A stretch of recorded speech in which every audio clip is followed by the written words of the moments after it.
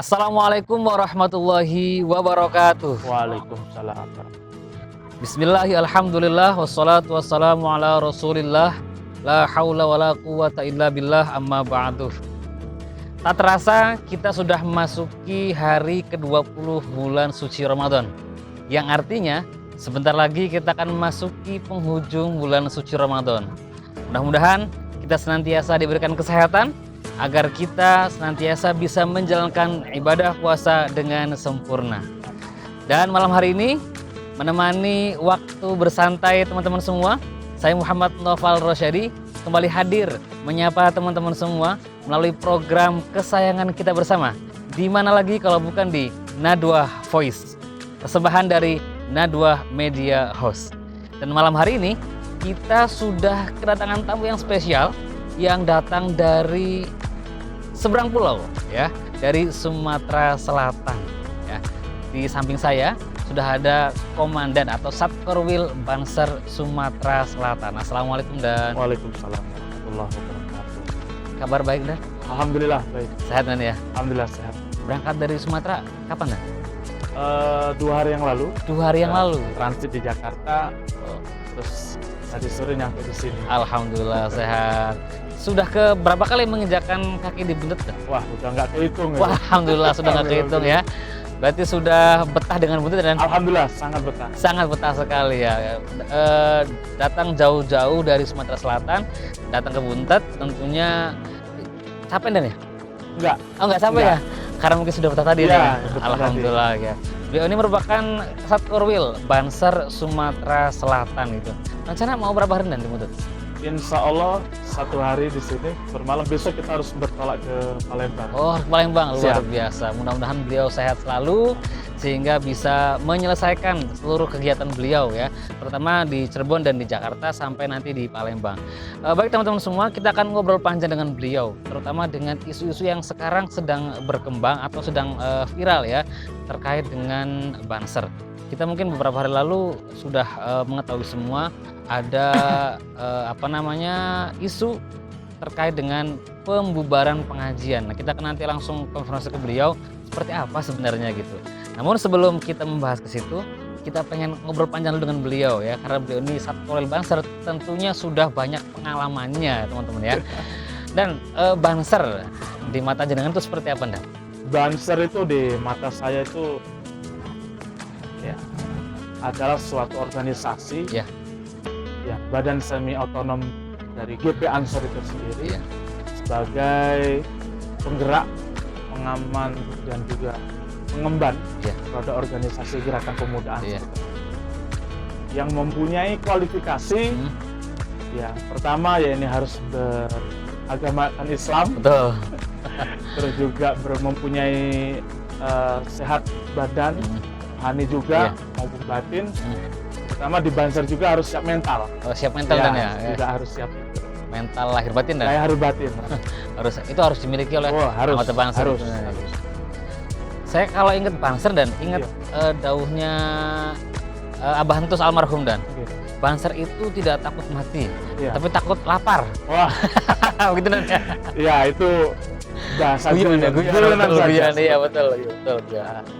Sebenarnya pada intinya Banser itu ya tadi yang saya sebutkan di awal, sebagai penggerak, sebagai setiap momentum-momentum kegiatan Nahdlatul Ulama, terutama maupun banom-banom yang ada di Nahdlatul Ulama, kita sebagai Banser wajib partisipasi, juga mengamankan ya, kalau masyarakat umumnya kan ya ngepam lah bahasanya, ngepam, bahasa ya, umumnya betul, gitu.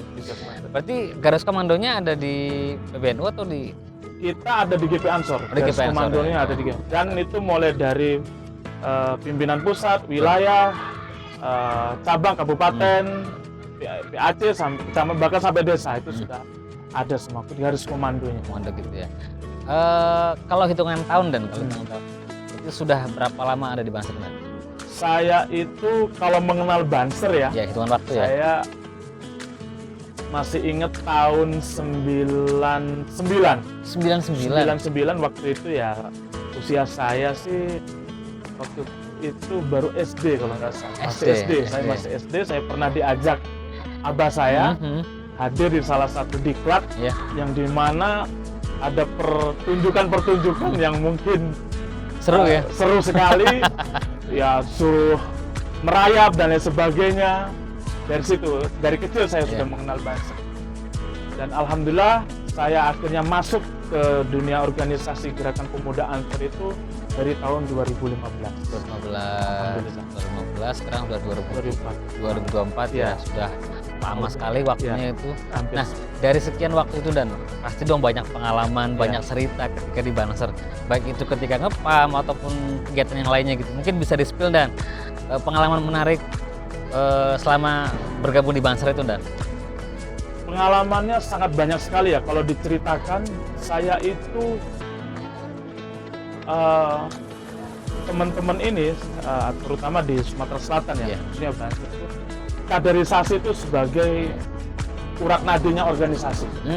Kaderisasi. Karena kenapa? Saya kalau orang bilang NKRI harga mati, betul, itu secara nasional. Kalau di organisasi, kaderisasi harga mati. Harga mati. Gitu. Karena sebesar apapun organisasi kita, tanpa adanya dasar kaderisasi itu, menurut hemat saya itu tidak berguna apa-apa. Tapi pengalaman yang begitu sangat luar biasa, saya kalau di Banser itu lebih enak ya, mungkin nyaman ya, karena ada beberapa momentum-momentum yang mengharukan, ada momentum-momentum yang mengundang gelak tawa dan lain sebagainya. Saya cerita saja, pernah saya ada diklat Banser di salah satu kabupaten yang dimana mayoritas itu, mohon maaf ya, ya bisa dikenal dalam tanda kutip rawan. Oh, rawan. Rawan. Kita pernah mengadakan kaderisasi, contohnya di salah satu kabupaten yaitu di Musirawas Utara. Di Musirawas. Itu orang dengar aja namanya itu ya agak gimana. Cuman kita mencoba untuk mensiarkan Banser di sana, Gerakan Pemuda Ansor di sana. Yang dimana waktu itu pesertanya, mohon maaf, tatuan atau yang pakai anting dan lain sebagainya. Saya bingung. Ini kenapa kok masyarakat seperti ini kok mau ikut Banser? Betul. Terutama. Ya kita kan ada ini dulu lah, penataran dulu kan, kita tanya kenapa ikut Banser. Ya ini, saya ini mbah saya dulu Banser. Mbah saya dulu Banser. Saya lahir di Jawa, merantau ke Sumatera, saya pun pergaulan kan. Akhirnya saya ingat kata mbah saya waktu itu, besok kalau ada diklat kamu ikut. Dan alhamdulillah ikut. Yang kurang lebih 186, 7 orang itu, mohon maaf sekali, mantan narapidana. Mantan narapidana. Tato semua pakai celana. Kita kan takut, Pak. Iya, betul. Kampung orang deh. Tapi karena kita semangat tadi, alhamdulillah. Yang dimana dari 7 orang itu alhamdulillah sudah kembali ke jalannya. Alhamdulillah. Diharapkan oleh orang tuanya atau kakek neneknya. Itu sangat luar biasa. Dan sampai sekarang militan mereka. Tanpa diperintah, pokoknya ada kegiatan notabene Banom-banom itu beliau selalu hadir. Gaspol pokoknya, ngawal pokoknya. Karena beliau ngeluh, pernah cerita, saya ini nggak pernah mondok. Saya bilang gini, kamu nggak pernah mondok, kalau kamu masuk GP Ansor ataupun intinya di Banser, itu bagian kamu mondok. Ya kan banyaklah pondok-pondok pesantren yang bisa kamu mengabdikan diri di sana. Ini sebabnya mungkin kita nggak boleh terlalu cepat menilai orang Indonesia. Ya, gitu. Siap. Kan biasanya kalau konotasinya kalau orang bertato itu kan wah ini gimana? Preman apalah. Ternyata dia justru meskipun dia bertato, pesan nenek moyangnya masih ingat dia. Masih ingat sekali. Untuk ikut diklat kan luar biasa gitu. Itu luar biasa sekali. Ada yang kejadian momentum yang lucu juga. Jadi di salah satu, ini kabupaten lain. Saya waktu itu hadir di salah satu kabupaten di Bali. Saya lagi baiat. Habis sholat subuh nih, jam 6 nih ceritanya baiat. Ya, proses penyiraman mandi kembang lah. Kita sholawatan, tiba-tiba ada salah satu panitia Banser itu kemasukan. Oh, kemasukan? Iya, paham. Wah, saya bingung ini. Nah, ada biasanya spesialis yang tukang nyembuhin lah. Nyembur ya. Gitu. Bahasa Jawa nyuwuk lah kan. Nyuwuk, betul. Singkat cerita nggak sembuh-sembuh ini. Waduh. Sudah saya didatangi oleh panitia, mohon izin dan minta tolong dong, ini disembuhkan. Saya berpikir, saya tuh nggak ada pengalaman ya di Banser. Kan ada lah, suka hobi yang ya dunia perdukunan, dunia bisnis ini kan. Saya lebih, kalau perdukunan bukan ini, ada spesialis. akhirnya ya itu tadi, saya nggak ada bakat ke situ. Ya sudah, saya ingat dengan dauhnya kiai saya, kalau dalam keadaan pepet sudahlah bertawasul aja ke Nabi Muhammad, setelah itu ke Mbah Hasim, Mbah Wahab sebagai selaku muassis Nahdlatul Ulama. Jadi singkat cerita, saya bingung, ya pura-pura aja saya kan ngambil air gelas yang sisa siraman tadi. Nah, saya bertawasul, Komat kamit dan ya. komat kamit, pelan-pelan. Tapi saya batin aja. Mbah Hasim, Mbah Wahab, saya ini santri ini jenengan. Kalau ini nggak bisa sembuh, waduh, kita komandan besar nggak bisa nyelesain itu. Malu-malu ya. Harga diri dong. Harga diri kan. Akhirnya alhamdulillah, ya saya bawa komat kamit, udah batin aja tawasul, sembuh. Alhamdulillah. Ternyata saya kira permasalahan selesai di situ. Ternyata tidak. Oh, ternyata masih ada lagi dah. Masih ada lagi gini. Jadi kan ini orang-orang kan, teman-teman panitia maupun peserta kan tahu. Wah, komandan kita bisa dukun lah gitu ya. Bisa dukun. Ya sudah, saya diam aja. Mereka dengan pelan-pelan ngambil air di situ. Tiba-tiba mendatangi saya. Minta doain. Dan izin dan minta doa yang macam-macam lah. Ada yang anaknya nggak bisa ngomong, sudah 4 tahun. Ada yang yang belum, mohon maaf ya, yang belum dikarunia Allah, minta doa dan lain sebagainya. Udah komat kami, teman saya itu kita ketawa aja. Setahu saya dan Erwin ini nggak punya keahlian itu seperti itu kan. Nah, jadi ada satu momentum, mungkin Banser itu usianya sudah 60-an dari Mas. Sudah 60-an, dia bawa air. Nah, dia dari jauh saya liatin. Itu kenapa itu? Suruh ke sini. Sudah, saya panggil aja. Kenapa kamu? Dan akhirnya cerita sama saya. Berdua aja. Saya minta izin dan saya ini punya masalah. Masalah apa? Masalahnya itu saya itu selalu kalah sama istri saya. Suami takut istri dong ya? Waduh. Suami takut. Bahaya. Saya ketawa itu. Akhirnya mau nolong tuh ketawa. Loh, kenapa dan ketawa? Saya bilang, nggak ada ceritanya. Ya, Banser itu menang kalau sama istrinya Banser. Jadi sekarang-karangnya Banser tetap ya. Waduh, kalau depan istri kalah depan istri itu ampun gitu. Iya. Itu kalau saya rasa itu mayoritas suami begitu dan nggak hanya Banser. Oh, nggak ada, dia makanya itu. Kiai juga begitu. Iya betul. Kiai juga begitu. Jangankan kita mau, saya aja nggak bisa nalupin istri saya. Itu nah ini kalau kayak gini, mumpung di sini ya, nanti juga saya mau minta air dan. Iya, boleh ya, boleh. Tapi saya bukan kategori tadi yang suami takut istri, bukan. Gitu kategori? Ya, takutnya kalau di dalam aja. Gitu. Jadi gini, berarti di situ ada ilmu baru dan ya, ada ilmu baru. Jadi kalau kan saya biasa dengar ada Kiai Tandur, Kiai Sembur ya. Jadi kalau komandan saya kategorikan sebagai Banser Sembur lah. Ya. Enggak juga tuh. Banser Sembur bisa gitu ya. Karena kepepet aja. Jadi teman-teman Banser yang dari Sumatera Selatan khususnya, silahkan barangkali punya keluhan apapun, silahkan datang langsung bawa air aqua, nanti langsung disembur ya sama komandan begitu dan ya. Gitu. Kalau menarik kalau tadi dengar cerita-cerita seperti itu ya, itu sekali lagi kalau kita lihat ternyata ada sisi-sisi yang seperti itu dan ya. Kalau yang kita tahu di masyarakat mungkin yang begitu jarang terekspos dan karena kalau kita lihat dari penilaian masyarakat, apalagi saat ini gitu ya, dengan kejadian kemarin gitu, adanya, mohon maaf, katanya Banser suka bubarin pengajian gitu kan. Itu kan banyak orang, wah Banser itu konotasinya suka ngubarin pengajian gitu. Itu sebenarnya seperti apa, Dan? Sebenarnya itu hanya framing mereka saja. Framing mereka saja. Karena gini, pada dasarnya kita tuh tidak pernah membubarkan pengajian. Tidak pernah dan ya? Yang kita lawan itu adalah bahasa-bahasa provokatif yang mencoba memecah belah antar kita sama umat Islam. Kejadian contoh yang mungkin Mas tadi bilangnya beberapa minggu yang lalu di Surabaya. Di Surabaya itu. Di Surabaya itu sebenarnya sudah ada kesepakatan antara pihak Banser, GP Ansor terutama, dengan pihak panitia untuk tidak mengadakan pengajian ataupun diskusi. Entah kenapa secara tiba-tiba itu sudah tanda tangan hitam di atas putih pakai materai sudah mendatangkan pihak kepolisian, pihak RT maupun RW, bahkan ya semuanya sudah ikutlah dalam mentiadakan acara tersebut. Sudah sepakat dengan ya? Kesepakatan. Nah, tiba-tiba maghrib lah kalau nggak saya dengar itu, mereka mengadakan kajian tersebut. Ya wajar dong, bukannya kita tidak ada pernah sejarah Banser membubarkan pengajian. Tidak pernah ada. Yang kita tentang itu adalah bahasa-bahasa provokatif. dan yang dimana apa yang disampaikan oleh seorang pendakwa tersebut udah sering kita dengar, menyinggung masalah, menjelek-jelekkan, mengkafir-kafirkan NU, Amalia NU. Ya anak seperti Banser ya pasti akan bangkit dong, akan tersinggung kalau hal Amalia NU itu sudah disinggung, dikafir-kafirkan dan lain sebagainya. Saya ingatkan di sini, saya garis bawahi, Banser tidak pernah membubarkan pengajian. Banser tidak pernah membubarkan pengajian. Saya ulangi bahwa kejadian tempo hari di Surabaya itu memang sudah ada kesepakatan bersama, tidak akan menyelenggarakan kajian atau apapun bentuknya. Tapi kemudian tiba-tiba ada seperti itu. Cuma kan itu tadi, kalau kita nggak klarifikasi, berita yang menyebar di masyarakat itu adalah lagi-lagi seperti itu, dan pengajian dibubarkan oleh Banser. Itu kan sangat menyakiti kita gitu. Sangat menyakiti.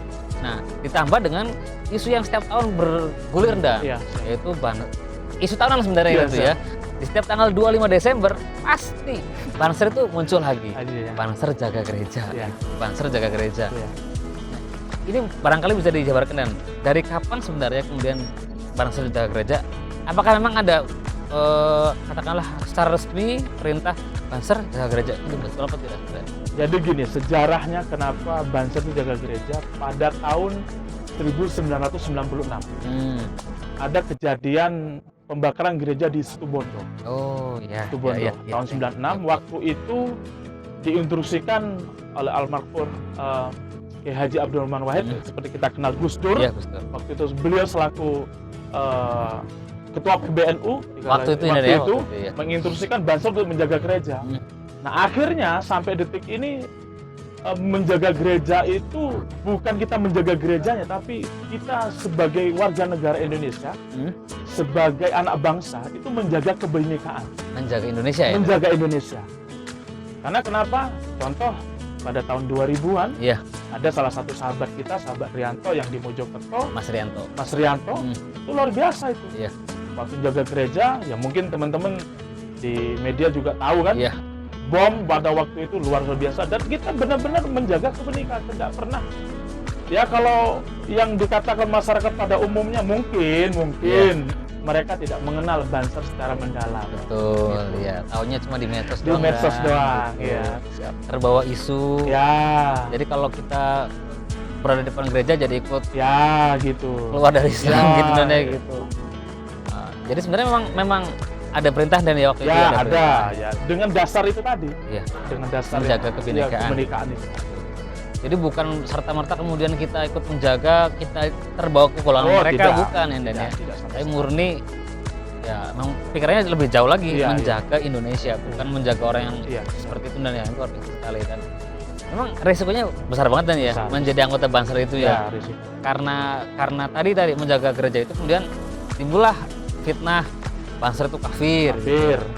Nah, bagaimana perasaan kemudian sendiri dicap sebagai Banser kafir itu? Asli seperti apa, Bang? Kalau Banser sudah mengikuti diklat ini dia akan senyum aja.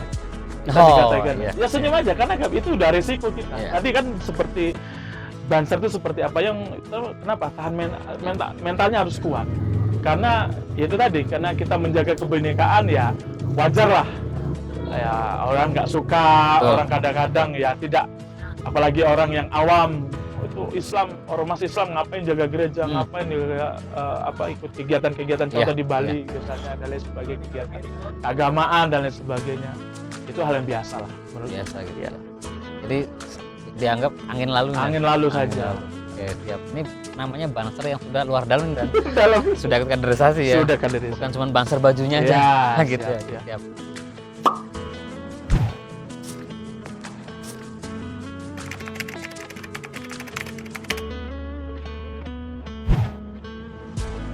Baik, dan poin terakhir mungkin pesan buat teman-teman Banser dari komandan untuk teman Banser agar mereka betul-betul lebih kuat dalam menghadapi semua isu-isu yang ada di masyarakat, terutama terkait dengan isu-isu negatif ke Banser itu.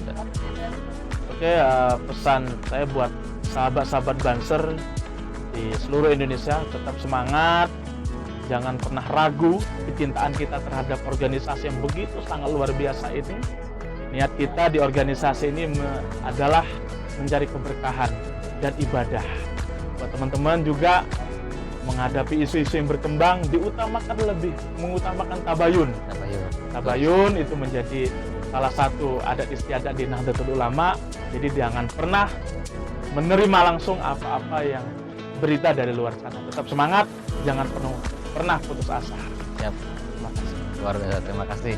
Baik, teman-teman, itulah tadi perbincangan kita dengan Ketua atau Sabtorwil ini, Sabtorwil Banatur Sumatera Selatan dan Erik. Mudah-mudahan obrolan kita bermanfaat, khususnya buat teman-teman Banser ya, gitu kan. Dan jangan lupa untuk teman-teman untuk terus like, komen, dan subscribe ya channel kita Nahdlatul Ummah Media Channel gitu, agar teman-teman semua selalu update video-video terbaru kita. Dan akhirnya saya Muhammad Naufal Rosyadi beserta kru yang bertugas pamit undur diri. Dan seperti biasa ada satu pantun buat teman-teman semua.